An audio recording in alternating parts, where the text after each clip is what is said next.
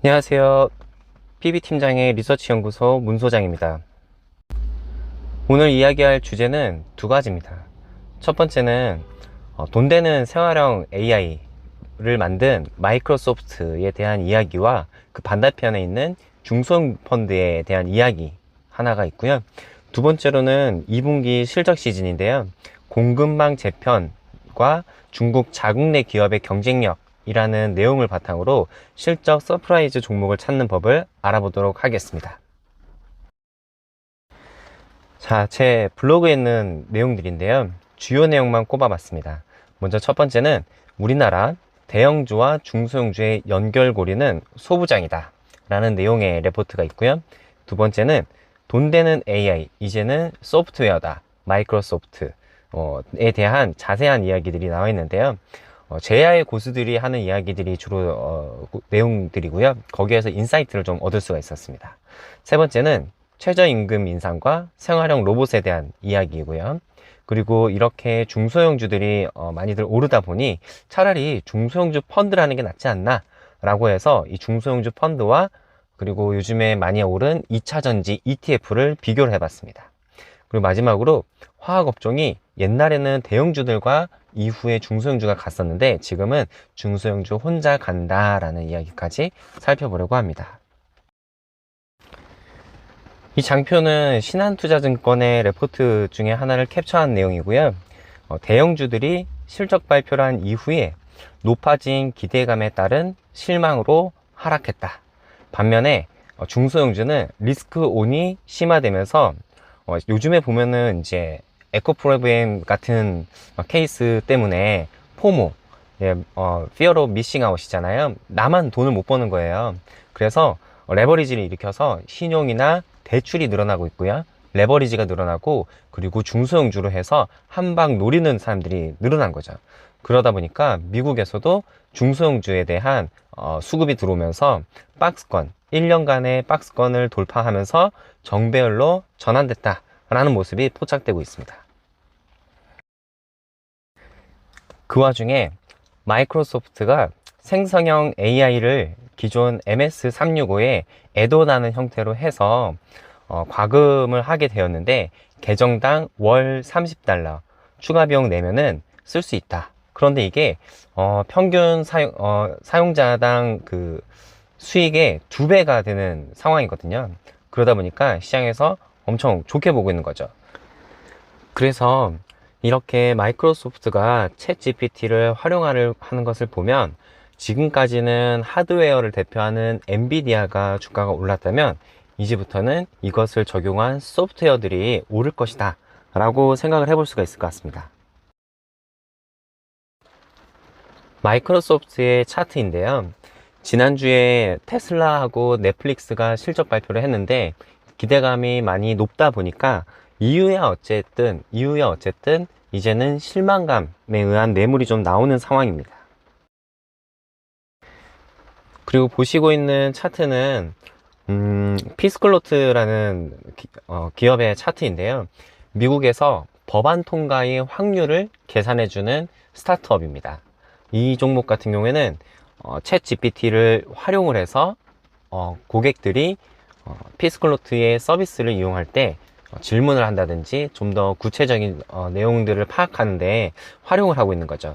그래서 제가 대학원에서 사실은 이 종목을 알게 됐는데 재밌는 케이스라서 하나 가지고 왔습니다. 2달러 아래에서 움직일 때 샀었는데 지금 4달러까지 갔다가 지난주에 조정을 받았죠. 이런 것들 한번 찾아보면 재밌는 투자 테마 될 수 있을 것 같습니다. 미국에서도 대형주와 중소형주 이렇게 온기가 확산되고 있는 모습들이 보이고 있는데요.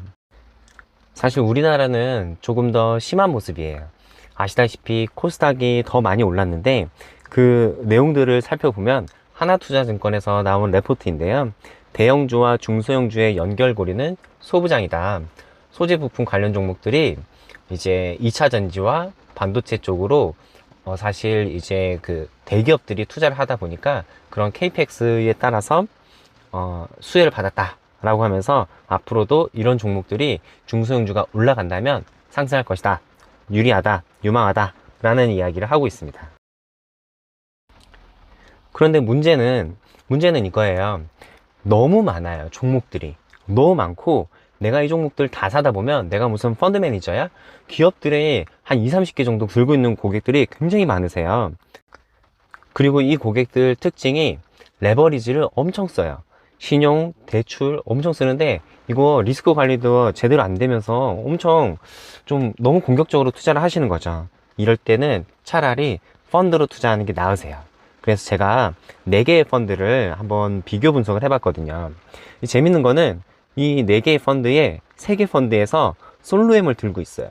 솔로엠. 재밌죠? 다른 종목들도 재밌는 종목들 많이 있는데, 솔로엠에 대해서는 뒤에서 한 번 더 말씀드릴게요. 이번에는 중소형주 펀드들 비교 차트인데요. 제가 기준가 다 다운받아서 과거 1년 대비 수익률 차트를 비교해서 그려본 거예요. 여기 잘 안 보이는데 회색이 신한 중소형주 알파 펀드인데, 얘가 변동성은 제일 적어요. 떨어질 때 제일 덜 떨어졌고, 오를 때도 좀 뭐 덜 오르긴 하지만 그래도 변동성은 좀 제일 낮다. 그리고 반면에 변동성이 제일 큰 펀드는 다올 KTB 스탁 셀렉션 펀드예요. 이게 VIP 투자 자산이었나? 그쪽에서 하는 자문형 레버 카운트를 가지고 와서 그 포트폴리오대로 운용하는 펀드거든요. 굉장히 그 성과가 좋은 펀드입니다.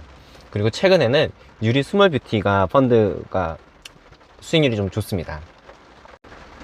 사실 저 같은 경우에도 올해 3월까지는 사실 IT 대형주 위주의 펀드 내지는 종목을 매매를 하다가, 이거 너무 종목이 확산이 돼서 지금 여기에 나와 있는 4개 펀드 중에서 3개의 펀드를 최근에 하나씩 가입을 하고 있습니다.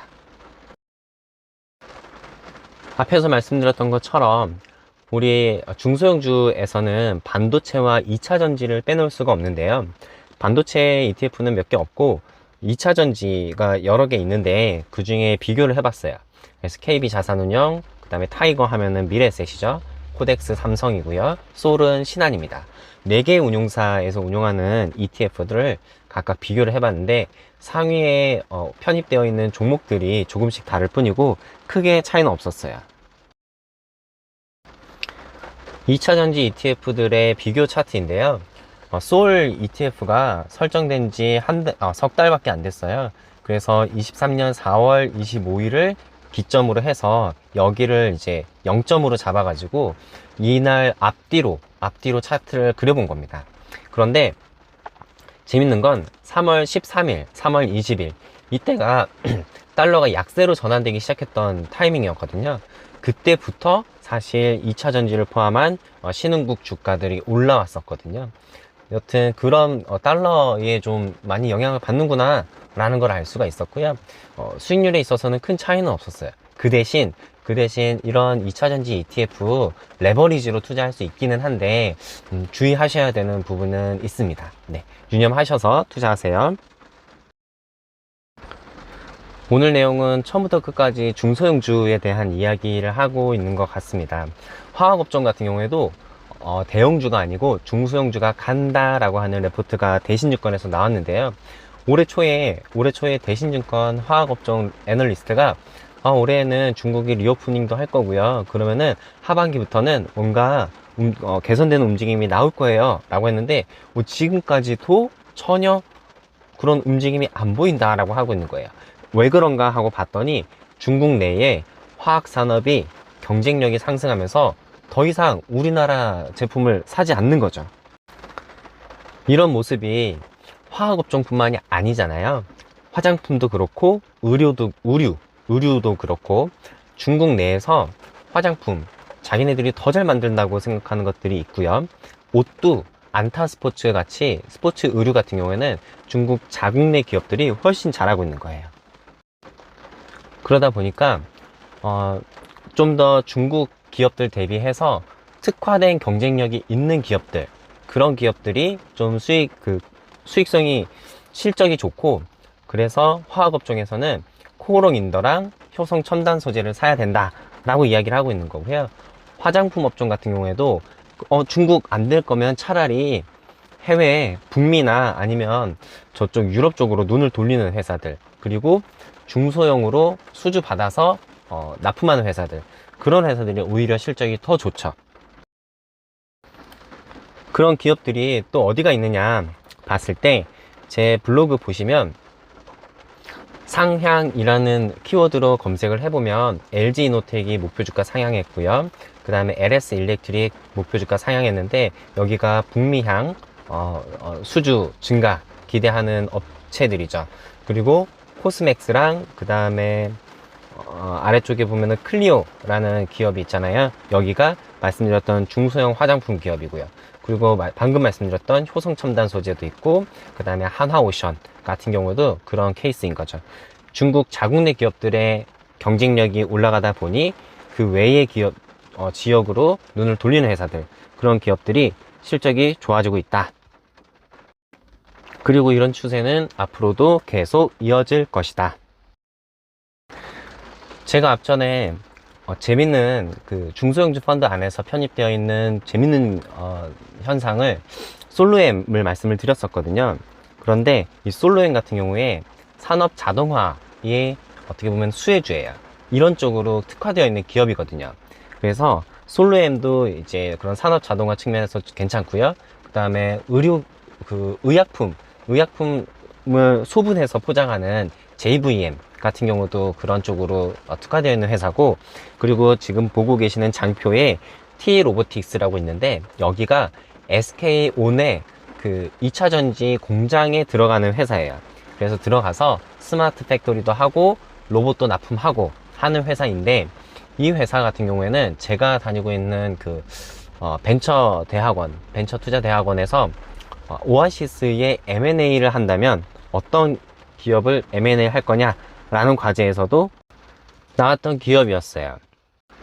그런데 이런 컨셉은 유럽에서도 고임금, 미국에서도 고임금, 우리나라도 최근에 그 최저임금이 결정이 됐는데 이런 트렌드 안에서 계속 부각될 수 있는 산업이에요. 마지막으로 정리를 하면, 돈 되는 생활형 AI를 시장에서는 이제는 주목을 하고 있고, 그 챗 GPT를 어떻게 활용하는지, 얼마나 잘 활용하는지가 중요한 요소다. 시장이 주목을 하고 있다.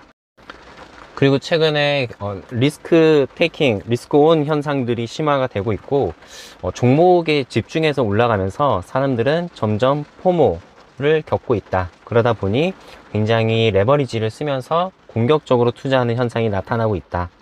이럴 때는 차라리 중소형주 펀드나 ETF가 현명하다. 리스크 관리해야 된다. 2분기 실적 시즌에서는 공급망 재편에 따른 기업들의 실적을 잘 보자. 특히 중국 자국 내 기업들이 경쟁력을 가지게 되면서 우리나라 기업들이 피해가 되는 업종들이 있다. 그런데 피해뿐만 아니라 이 위기를 잘 타개해 나가는 기업들이 있으니 그런 기업들을 한번 찾아보자 라고 보시면 되겠습니다. 제가 드렸던 말씀들 중에서 궁금하거나 또 필요하신 사항 있으시면 카카오톡이나 댓글로 해주시면 되겠습니다. 이상입니다. 감사합니다.